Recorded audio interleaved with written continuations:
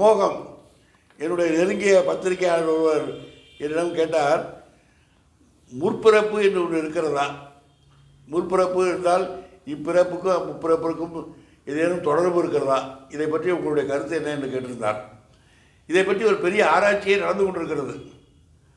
அதை ஒரு 10 நாட்களுக்கு முன்பு கூட ஒரு தினசரியில் முற்பிறப்பை பற்றி எழுதியிருந்தார்கள். அதிலே பல விஷயங்களை தொகுத்து எழுதியிருந்தார்கள். அது என்னை பொறுத்தவரைக்கும் குழந்தை பிறந்தவருடைய ஜாதகம் எழுதுகிறோம். அந்த ஜாதகத்தில் என்ன எழுதுகிறோம்? அசுவதி நட்சத்திரமாக இருந்தால் கேது திசையில் இருப்பு அப்படின்னு போடுகிறோம். அந்த இருப்பு 2 வருஷமாக, கேது திசை மொத்தம் 7 வருஷம். அதை 7 வருஷத்தில் அது எவ்வளவு இருப்புன்னு போட்டால் மீதி இருப்பு பகுதியை போன ஜென்மத்தில் கழிச்சது, போய் இந்த ஜென்மத்தில் கழிக்கிறது மீதி உள்ள இருப்புன்னு போடுறாங்க. அதை அப்படி தான் சொல்லுகிறார்கள். அதில் இப்போ உண்மையிலே அதை அனுபவித்து தான் சொல்ல வேண்டும். அது என்னுடைய வாழ்க்கையிலும் சில அனுபவங்கள் ஏற்பட்டிருக்கிறது. மரணத்துக்கு போய் என்ன நடக்கும் என்று கேட்கிறார்கள். மரணத்துக்கு போய் என்ன நடக்கும் என்பதை பற்றியும் ஆராய்ச்சி நடந்து கொண்டு தான் இருக்கிறது. நாம் பார்க்கிறோம், பல இடங்களிலே மரணம் அடைந்து விட்டார்கள். எல்லாம் குளிப்பாட்டிட்டு எல்லாம் புதுவெல்லாம் போட்டு அது சுடுகாட்டு காய்ச்சிட்டு போகிறாங்க. அங்கே போகிறவொன்னே எழுந்திரிச்சு உட்காடுறாங்க. அது எப்படி டாக்டர்கள் சொல்லி மரணம் அடைந்து விட்டார்னு சொன்ன பிறகு சுடுகாட்டுக்கு சென்ற பிறகு எழுந்து உட்கார்கிறார்கள். என்ன அர்த்தம்? அவர்களுக்கு அந்த மரணத்தினுடைய டைம் இன்னும் முடியவில்லை, வரப்பட்ட இன்னும் வாழ வேண்டிய வயது இருக்கிறது என்று அர்த்தம். இதே பல மேலை நாடுகளிலே இது போன்ற அனுபவங்கள் பலருக்கு ஏற்பட்டிருக்கின்றன. பட் என்னுடைய அனுபவத்தில் மரணத்துக்கு போய் என்ன நடக்கும் என்பதை நான் உணர்ந்திருக்கிறேன். நான் ஏற்கனவே சொல்லியிருக்கிறேன், என்னுடைய ஜாதகப்படி 78 வயதிலே எனக்கு மரணம் என்று குறித்திருந்தார்கள் ஜோதிடர்கள். அதை ஒரு கண்டம் வந்தது, அது தப்பித்தேன். அதுக்கு முன்பு ஒரு 10 நாட்களுக்கு முன்பு என்னுடைய படுக்கையிலே படுத்திருக்கும் போது இரவு 3 மணி அளவில் இருக்கும். திடீரென்று என்னுடைய வீட்டில் எல்லா லைட்டும் ஆஃப் ஆன மாதிரி இருந்தது. அதாவது என்னுடைய உயிர் பிரிகிறது. உயிர் பிரிந்தவுடன் நான் என்னுடைய ஆத்மா மட்டும் மேலே செல்கிறது.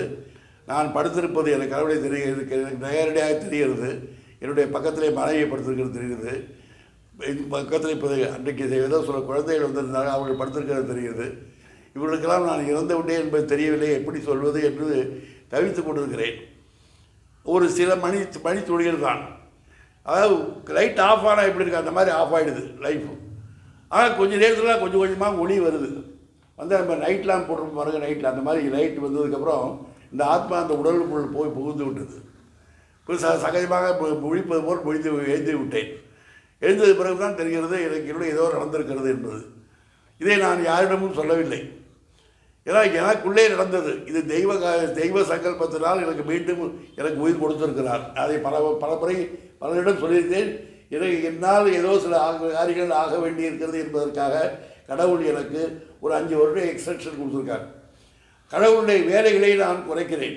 அதாவது மற்றவர்களுக்கு உதவி செய்வது, தெரிந்தவர்கள் தெரியாதவர்கள் யாராக இருந்தாலும் சரி. என்னை பார்க்க ஒருத்தர் வராருன்னா அவர் ஏதோ கடவுள் அனுப்பிச்சிருக்காருன்னு சொன்னால் என்ன ஒன்றுன்னு கேட்பாரானு. என்னால் முடிஞ்ச உதவி எதுவாக இருந்தாலும் செஞ்சிருவேன். அவர் இங்கே யார் என்னங்கிறதான் கேட்டுட்டு இருக்க மாட்டேன்.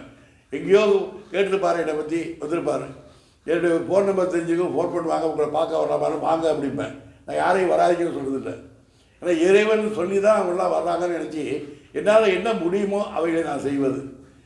நான் இதை செய்ய வேண்டும் என்பதற்காகவே என்னுடைய வீட்டிலே என்னுடைய பிள்ளைகளுக்கெல்லாம் சொத்தையெல்லாம் பிரித்து கொடுத்து விட்டேன். ஏன்னா அவர்கள் எடுத்துக் கொள்ளுங்கள். எனக்கு என்ன இறைவன் கொடுக்குறானோ அதை என்னால் முடிந்த அளவு மற்றவர்களுக்கு கொடுத்து கொண்டிருப்பேன். இறைவன் கொடுத்த வேலையை நான் செய்வேன். ஒரு தபால்காரன், ஒரு போஸ்ட்மேன், இதை தான் நான் செய்வேன். என்னுடைய அனுபவத்திலே மறுபிறவி உண்டா இல்லையா என்பதை பற்றி ஒரு அனுபவம் ஏற்பட்டது. எனக்கு பேத்தி பிறந்தால், முதல் பேத்தி என்னுடைய பெண்ணு டாக்டர் ராஜாமணி. அதுக்கு திருமணமாகி முதல் குழந்தை பிறந்தது. அந்த குழந்தைக்கு பேர் ராஜலட்சுமி என்று பேர் வைத்தோம். ஒரு 3 மாதத்துக்கு பிறகு அந்த உட்காந்து டாய்லெட் போகிறதுக்கு அப்போல்லாம் ஒரு பாக்ஸ் மாதிரி இருக்கும், அதில் உட்கார வச்சா டாய்லெட் போகுங்க. அது நாங்கள் எங்கள் காலத்துலலாம் அது கிடையாது. காலில் தான் உட்கார வைப்பாங்க. தாய்மார்கள் தங்கள் காலில் நீட்டிக்கொண்டு அதில் உட்கார வைப்பார்கள். இப்போது இந்த மாதிரி பாக்ஸ் எல்லாம் வந்திருக்கு. உட்காந்து பக்கத்தில் ஒரு பேப்பர் இருந்தது, அதை எடுத்து படிக்கிற மாதிரி பாவனை பண்ணுச்சு. எப்படி 4-5 மாதத்து குழந்தை எப்படி அதை படிக்க முடியும்? அப்போ முற்பிறப்பிலே அது படித்திருக்கிறது. டாய்லெட் போகும்போது படித்திருக்கிறது. யார் என்றதை ஆராய்ந்து பார்த்தேன். என்னுடைய மாமா ஒருவர், சீனிவாசன் என்ற பெயர், அவர் மாவட்ட நீதிபதியாக இருந்து தமிழ்நாடு பப்ளிக் சர்வீஸ் கமிஷனில் மெம்பராக இருந்தார்கள். மிகுந்த ஆன்மீகவாதி. அவருடைய தகப்பனார் சண்முகநாதன் என்பவர் திண்டுக்கல்லில் பெரிய வக்கீல், ஆன்மீகவாதி, பெரிய பிரசங்கங்கள் பெறுவார்கள் முருகனை பற்றி. அவர்தான் எட்டுக்குடிக்கு சென்றார்கள். எட்டுக்குடிக்கு செல்லும்போது நான் சிறுவனாக இருக்கும்போது என்னை அழைத்து சென்றார்கள். அந்த ஆன்மீகவாதியின் குடும்பத்திலே பிறந்த சீனிவாசன் சர்வீஸ் கமிஷனாக மெம்பராக இருக்கும்போது எனக்கு என்ன ரொம்ப பிடிக்கும் அவருக்கு. அவர் ஒரு முறை என்னை பன்னிமலை சுவாமிகளிடம் அழைத்து சென்றார். பன்னிமலை சுவாமிகள் என்னை பார்த்தவுடன் என்னை உள்ளே வரக்கூடாதுன்னு சொல்லிவிட்டார். அவர் இருந்தால் என்னால் எதுவும் சொல்ல முடியாதுன்னு சொல்லிவிட்டார்.